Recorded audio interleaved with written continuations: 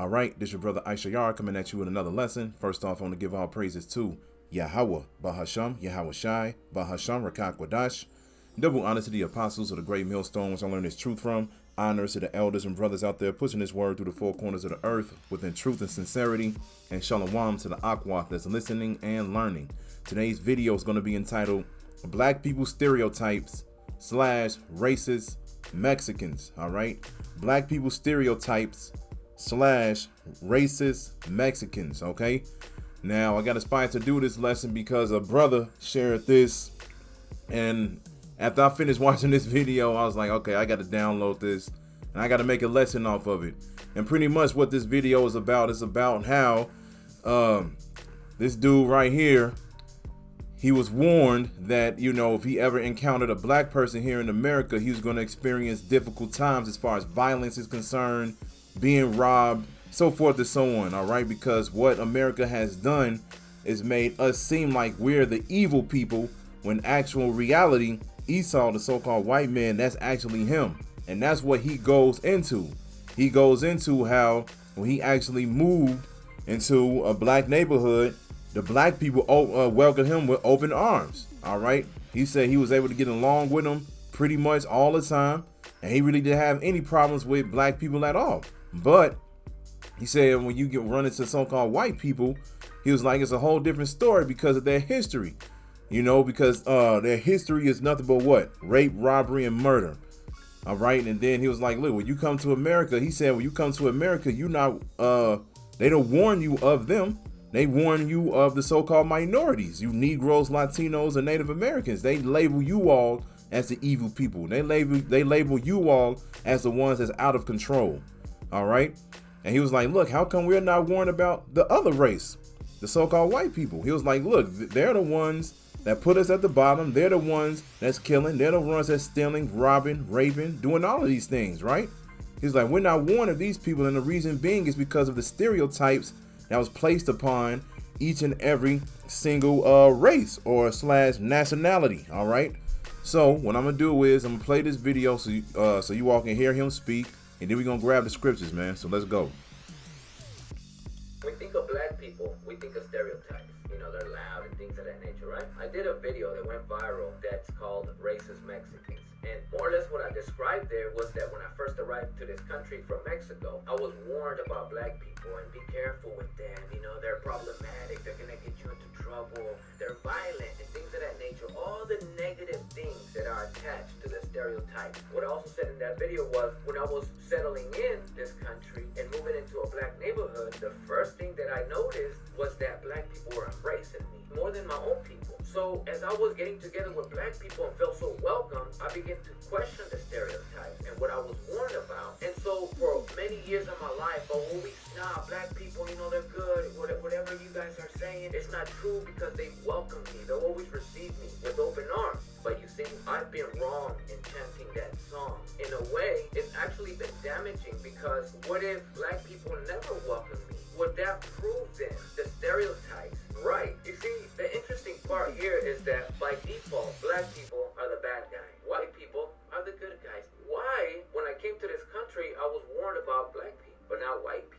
When history has taught us that white people came from Europe and pretty much destroyed us as much as possible and have been colonized, ethnically cleansed, and pretty much stripped from our languages and everything we are by white people. You would think, based on history, based on our current systemic efforts, you would think that arriving to this country would be warned about white people. Hey, be careful. They pass racist laws. You get pulled over for your complexion. Things of that nature. But no. So the real question is, what seems to be the problem? A good example of that is as I'm walking on the street and I see a black or a brown man coming my way. Our reaction collectively is, what the F you looking at? But then when a white man is coming our way, we move to the side and say, excuse me, sir. So we are looking at ourselves, at each other, with the eyes of the people that colonized us. You said that black people tend to be naturally more welcoming, more accepting, and it's true. I agree. I grew up in black neighborhoods, so it allowed me to discover that. But see, that's also problematic because what if I never grew up in black neighborhoods? Why do black people have to, in a way, prove their humanity, have to convince us of their humanity, but white people never have to? So if I grew up, let's just say, in a a Mexican neighborhood only. So from a distance, I'm thinking, oh, I ain't trying to go to that black neighborhood because black folks are violent. But it's okay if I go to that white neighborhood because white people are not violent. So you see, by default, white folks get their humanity. Black people do not. So you said something very important too. Who's been controlling the macro media and who still controls it? What is the standard of beauty? The white standard of beauty. So everything that is white has been right. We are so behind, so many decades behind in regards to who's been controlling the macro media, the mass media. Whoever has been controlling how we see the world, the images and the messages, subliminal messages. But also, one of the best things you said that I completely agree and it plays the biggest part is the victor gets to write our history. And so we've been depicted as the bad guy. And the conqueror, the colonizer, the slaver has depicted himself as the good guy. And unfortunately, due to indoctrination and white supremacist ideologies that have been forced onto us and we've adopted and unfortunately practiced, we have been treating and viewing each other with the eyes of the white supremacist white man. It's a good ass video, man. Well, it was a lot of very important and important points in that video, man. So let me play this part real quick again. I believe it was at the 3-minute mark. Yeah, let's go right here. So you said something very important too. Who's been controlling the macro media and who still controls it? What is the standard of beauty? The white standard of beauty. So everything that is white has been right. We are so behind, so many decades behind in regards to who's been controlling the macro media, the mass media. Whoever has been controlling how we see the world, the images and the messages, subliminal messages. But also, one of the best things you said that I completely agree and it plays the biggest part is the victor gets to write our history. And so we've been depicted as the bad guy. And the conqueror, the colonizer, the slaver has depicted himself as the good guy. And unfortunately, due to indoctrination and white supremacist ideologies that have been forced onto us and we've adopted and unfortunately practiced, we have been treating and viewing each other with the eyes of the white supremacist white man. So there you go, man. He said they control everything. They control the macro media. They control the mass media. And that's written in the scriptures, man. Because just like it says here, let's go ahead and get it real quick. You know, you always got to bring this scripture out. It's one of the first scriptures that you learn when you come into the truth. All right. So this is Job chapter 9, verse 24. And it says, the earth is given into the hand of the wicked. He covereth the faces of the judges thereof. If not, where and who is he? And that's exactly what Esau did, the so-called white man, all right? During the time of the Renaissance, he painted all of the saints white. He painted everything white, man. He put himself as a so-called good guy, like he said in the video, and he made us the evil one, the bad guy within this movie, all right? But within this movie that Yahweh Bashem Yahushai has created, the Mosiah is exposing who Esau really is within these last days. Just like it says in the book of 2nd Esdras, I believe it says the truth that has been so long without fruit shall be declared. And that's exactly what's happening right now. But the earth is given into the hands of the wicked. So this is what Esau has done. He has painted this picture of who is the good people, who is the ones to trust, and who is the bad people, or who is the ones to stay away from. He has labeled us, unfortunately, as the so-called wicked one. All right. Because the first thing you think about, real talk, when you think about black people, that's exactly what you think about first, man. You hear the things that be going on, for instance, in Chicago. As soon as people think about Chicago, they think about what? Niggas shooting each other. People on the highways now, holding up people in cars. People getting shot on the streets. Children are missing. That's all you hear about. Then you turn on the TV, and then they stereotype us. They label us as niggas, all right? And the first thing that you see is us twerking, smoking, gold teeth in our mouth. All we want to do is party, tattoos all over the place. Got this wild, stupid ass looking hair, all of these dreadlocks. This is what you see as far as what the so-called black man is supposed to look like today. All right, but when you look at Esau, all you got to do is drive down the street, look at all the billboards, look at all the important commercials as far as law firms, as far as doctors, as far as medicine, as far as jewelry, as far as fast food restaurants, different food chains, different grocery stores. They will label and put their faces on there like, look, these are the places that you need to go to in order to take care of yourself. If you want to get some good groceries, come to my store. If you want to sell your car at an actual good dealership, come to this dealership. so forth and so on. Like I said, you drive down the block, you see their faces on the billboards because they're the ones that rules the earth. They rule the earth, and they always got a smile on their face. They always look approachable. But the thing is, they are not approachable, man. We already know through the spirit that they are the wicked one. They're the ones that you are not supposed to trust, okay? But at the end of the day, all of this is supposed to happen because all of this is full circle, so then the whole world can acknowledge Yahweh Bashem Yahushai. Because once Yahushai comes back and people actually see what the Lord looks like, that's the game changer. And that's the end all be all. Because now the whole world is going to have to acknowledge that a so-called black man is getting ready to take over the earth. And now that whole white supremacist thing, the whole white privilege, everything, all of that is going to be thrown out the window, man. And the hate that we have toward each other is going to be gone. And that's going to be a day that we definitely going to be looking forward to, all right? But in the meantime, this was supposed to happen. We were supposed to look at each other with an evil eye, like it says in the scriptures. And I'm going to get that soon. But let's start off with this first. Let's get Jeremiah 50, and we're going to go to verse 33. And it says, "Thus said the Lord of hosts, the children of Israel and the children of Judah, the children of Israel, which represent the northern kingdom, the Latins and the Native Americans." Then it says the children of Judah, the southern kingdom, all right, Judah, Benjamin, Levi, all right, were oppressed together. And all that took them captives held them fast. They refused to let them go. So one of the things that we understand on how we are oppressed is the way that we treat each other. Because the way that you are oppressed is, you know, you always feel like you're at the bottom, and you definitely feel the curses. You definitely feel the sorrow, the tears, the anger, the non-patience. You feel all of that, man. And we oppress each other because one of the things that we do to each other is what? We look at each other with hate. We look at each other with hate. We're quick to bring down our own people because we don't have anything.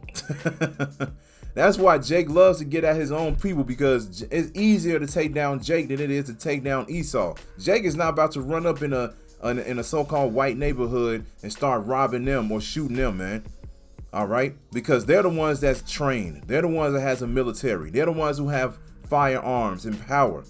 All right? When you look at videos, when you look at us, like I said, the only thing you see us doing is partying, bullshitting, doing whatever. When you look at these other videos, these Edomites, they over here training with their AK-47s, going to target practice, getting stronger, going to the gym. This is what they're doing. Our people are complete opposite. So we are being oppressed together. And definitely one of the ways that we are oppressed together is because Esau is ruling over all 12 tribes right here in the land of America.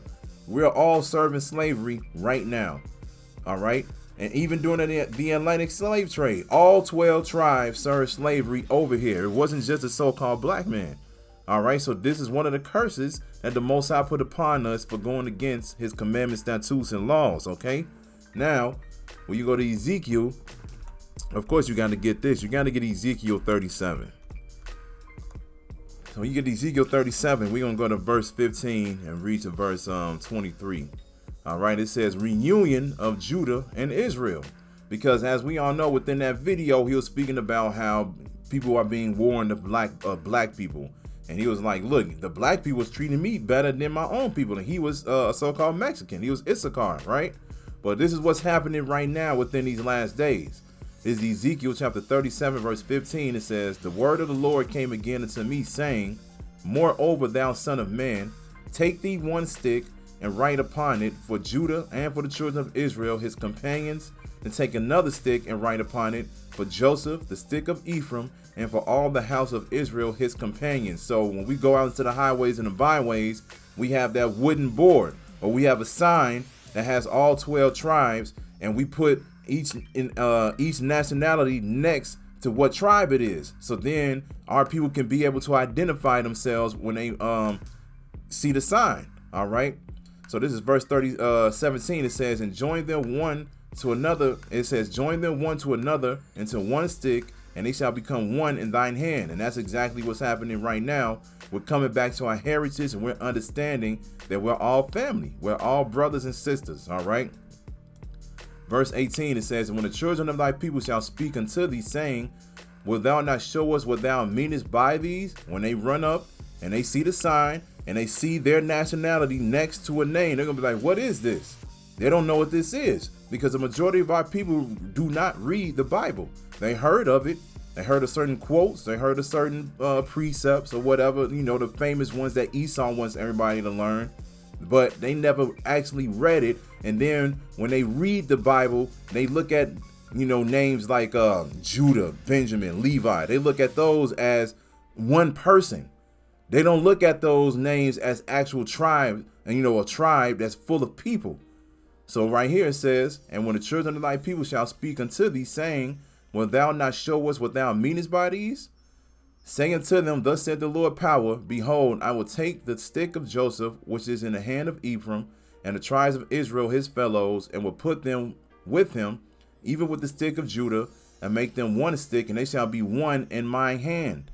And the sticks whereon thou writest shall be in thine hand before thy eyes. All right.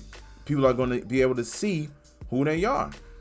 And say it to them, thus saith the Lord power, behold, I will take the children of Israel from among the heathen, whether they be gone, or will gather them on every side and bring them into their own land. This is what's getting ready to happen in the future. Right now, we're scattered through the four corners of the earth. We're serving slavery under the captivity of Esau, the so-called white man. All right. And these other heathen nations do have a part in keeping us oppressed as well. Like I said, when you go into the ghettos and everything, you always have the Chinese restaurants that's killing us with the different foul animals that they feed us. You got the Indians. You got the Indians that's over here. They own the gas stations and so forth and so on. Africans own certain gas stations. The Indians, they got the corner stores and all of that, and all they do is make money off of us. They profit off of us. All right. But the Most High is getting ready to take us out of this captivity. He's getting ready to take us into our own land, which is in the land of Israel. All right. The land of Israel is going to be destroyed during World War III, but Esau is going to build it back up for us. Verse 22, it says, and I will make them one nation in a land upon the mountains of Israel, and one king shall be king to them, and they shall be no more two nations, neither shall they be divided into two kingdoms anymore at all. King David is going to come back. He's going to be king over us. All right. But of course, Yahushua is going to come back. He's going to be the ultimate king because he is the King of kings and Lord of lords. All right. But in the kingdom, we will no more be divided. We will no more look at each other. We will no longer look at each other as enemies. All right. When Mexicans, so-called Mexicans, see a so-called black man, they're not going to be like, oh, man, they ready to beef. No, they're going to look at each other with love, and they're going to understand that we're all the same people by blood. Verse 23, it says, neither shall they defile themselves any more with their idols, nor with their detestable things, nor with any of their transgressions, but I will save them out of their dwelling places wherein they have sinned, and will cleanse them. So shall they be my people, and I will be their power. All right. So that's what's getting ready to happen. The Most High is getting ready to take us away from this wicked kingdom so we can stop serving Jesus and Allah and Buddha, celebrities, white people, so forth and so on. All right. That's getting ready to cease. All right. And we're getting ready to be taken out of here so we can no longer look at each other with this evil eye. All right. But let me see. We don't got to read any more of this, but this is what's getting ready to happen. This is what's happening right now, right before our very eyes at this very moment. This is why you see videos like the one we just watched popped up, because a lot of our people are starting to see who is the evil one and who is the good one. All right. They're starting to see that. Like I said, the majority of the time, like I said, Jake, the only reason why he's wicked is because he's oppressed. He doesn't have any money. He doesn't have any power. He's struggling all the time. His woman is against him. His children is against him. Women are single mothers, so forth and so on, man. It's just a big ass mess. All right. So Jake is looking for a way out. And unfortunately, Jake will sin in order to find a way out or get some type of get away from the curses some way, somehow. But either way it goes, it don't matter if you're poor, it don't matter if you're rich. You still gonna feel the curses regardless. All right. You're not gonna go get away from it, man. You're not gonna get away from it. But let's get Deuteronomy 28, because like I said, you gotta understand we were supposed to go through this. Because we went against Yahweh Ba'Shem Yahushai. So this is Deuteronomy chapter 28, and we're gonna go to verse 53. Salakia. And it says, verse 53, and it says, and thou shalt eat the fruit of thy own body, the flesh of thy sons and of thy daughters, which the Lord thy power have given thee, in the seas and in the straightness, wherewith thy enemy shall distress thee. All right. When you read this chapter, when you read verses 15 on down, this goes to the curses that was going to come upon us when we went against Yahweh Bashem Yahushua. When you read verses 1 through 14, it speaks about the blessings that we would have received if we followed Yahweh Bashem Yahushua. All right. But here's the point right here in verse 54. It says, so that the man that is tender among you and very delicate, his eye shall be evil toward his brother and toward the wife of his bosom and toward the remnant of his children, which he shall leave. And that's exactly what we're experiencing right now. All right. The majority of the, not the majority of the tribes, all of the tribes have an evil eye toward each other. All of them. All right. Damn, hold on 1 second.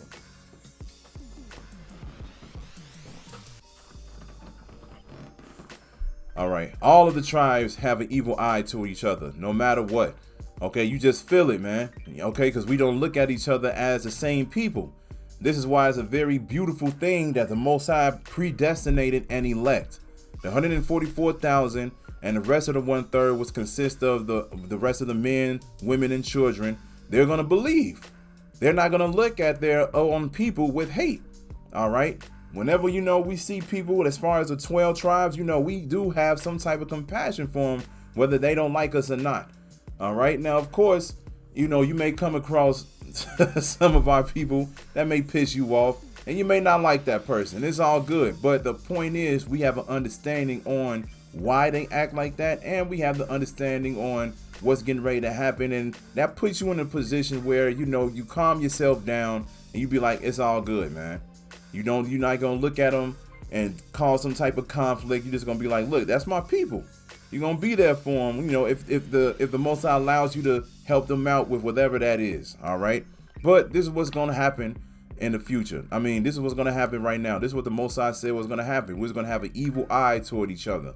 All right. So this is why they have things like, oh, you got to be warned about the black people, and you got to be warned even when you go down to Mexico. Right now, it's all kind of stories going on in Mexico. People talking about they travel to Mexico. They don't even come back home. People come. There's one story. I forget who it was. They said they went to Mexico. I don't know if they was on a vacation or not, but they ended up getting kidnapped and then put in a blender. Because, they got the cartel and everything down there. Mexico as well. All the tribes are crazy, man. All of them. The Most High definitely has evil spirits upon all 12 tribes. And this is why we are evil toward each other.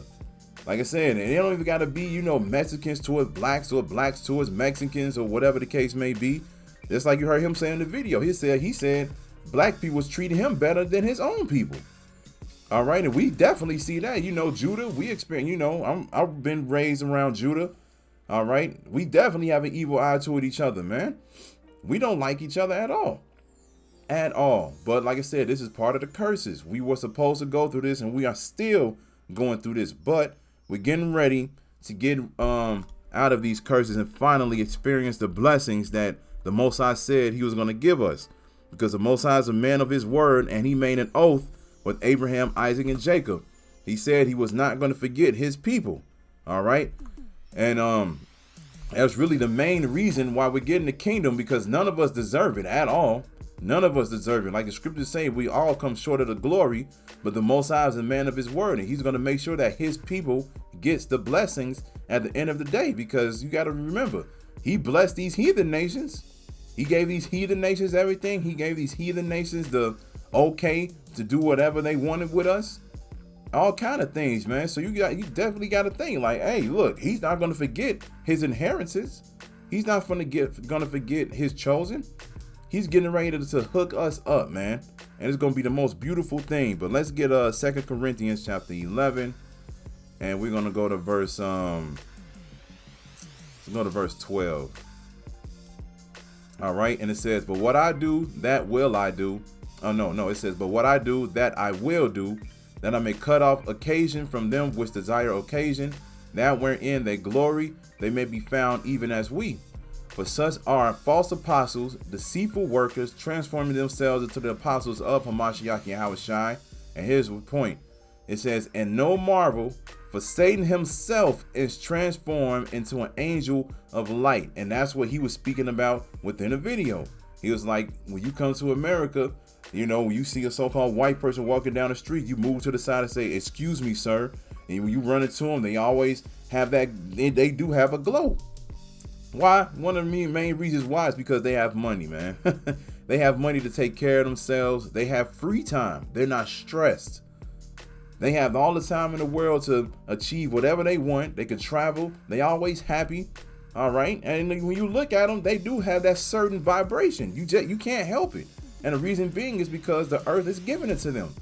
But you got to remember, they are the physical counterpart of Satan. That's why it says right here, for Satan himself is transformed into an angel of light. Yeah, Esau walk around here and act like he's the best person in the world. He'll walk around here and be like, look, we got all the businesses for you. We can get you hired. We can hook you up with this. We can hook you up with that. You know, you become friends with certain Edomites. You probably get a chance to actually experience a little bit of life. They'll invite you to certain parties or certain areas. Maybe hook you up or whatever the case may be. You be like, damn, man, look at how this motherfucker living. And then you really look at him and be like, damn, these are people that's ruling over us. This dude, Bobby, Bobby and Johnny is ruling over us right now. It gets you to the point where you laugh, then you be mad at the same damn time. But it's all good though. But like I said, it said for Satan himself is transformed into an angel of light. Yeah, Esau can play it off. He's the greatest actor in the world. He literally has a award show, the Oscars. All kind of Edomites kill that shit. They all know how to put on the show. But it's all good because we are not deceived. All right, we are not falling for any of these tricks. We know who they are. Yeah, they could be buddy with you at certain times, but when shit get real, or if it's a necessary thing that they need to have happen, they'll show themselves, man. And they will not hesitate. They will not hesitate to show you that they are the damn devil, man. All right. So like it says right here, no marvel, for Satan himself is transformed into an angel of light. Don't be deceived by these people out here, man. It ain't worth it. It ain't worth it at all. Let's get this. Book of Sirach. You're gonna get the book of Sirach, chapter 12, verse 10. Of course, you got to get this, man. You got to get this. It's the book of Sirach, chapter 12, verse 10. It says, never trust thine enemy, for like as iron rusted, so is his wickedness. Though he what? Humble himself. You can walk around them and, you know, they may seem like the most, you know, precious people in the world. The most trustworthy, quote unquote, people in the world. That don't mean nothing. Though he humble himself, and go crouching, yet take good heed and beware of him. Be aware of your surroundings. Never trust him. Understand this dude can switch his personality quick. You're not supposed to get to the point where you're just like, nah, man, he got my back always. Nope. We know who they are. This is how the Most High designed them. He created them to be what? The wicked. All right. And it says, and thou shalt be unto him as if thou hast wiped a looking glass, and thou shalt know that his rust hath not been altogether wiped away. You can't change who he is, no matter what. There's certain jakes out there that believe that they can bring Esau into the fold, man. Esau cannot understand these scriptures. Esau cannot do right. It's not in him to do it, man. All you gotta do is pull out your phone, man. Pull out your phone. Look at random videos of Esau wilding out here, man. It's all over the place. You ain't got to look hard. It pops up immediately. We know that nature. We know who they are, all right? So we don't trust him at all because he would never change. He would never be clean. He's always going to be that filthy devil that we all know, okay? So let's get one last scripture and close it out. Let's go back here. We're going to get Isaiah.